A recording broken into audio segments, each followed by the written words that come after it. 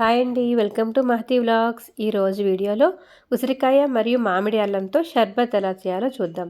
ముందుగా ఉసిరికాయ ముక్కలు అలానే మామిడి అల్లం ముక్కలు రెండు కలిపి మిక్సీ జార్లో వేసుకోవాలి. ఒక చెంచా రాక్ సాల్ట్ కూడా వేసుకోవాలి. ఇప్పుడు దీనిని మెత్తని పేస్ట్లా తయారు చేయాలి. ఇప్పుడు దీనిని వడకట్టాలి. వడకట్టగా వచ్చిన జ్యూస్ని స్టవ్ ఆన్ చేసి స్టవ్ మీద పెట్టాలి.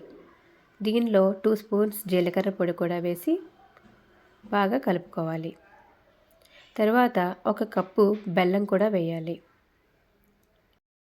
ఇప్పుడు దీన్ని బాగా మరగనివ్వాలి. తీగపాకం వరకు వచ్చే వరకు ఉంచి దీనిని ఆఫ్ చేసి చల్లారబెట్టుకోవాలి. ఒక గాజు సీసాలోకి స్టోర్ చేసుకోండి. ఈ ఉసిరికాయ ఉండటం వల్ల మనకి సమ్మర్లో దీన్ని తాగితే దాహం తీరుతుందండి.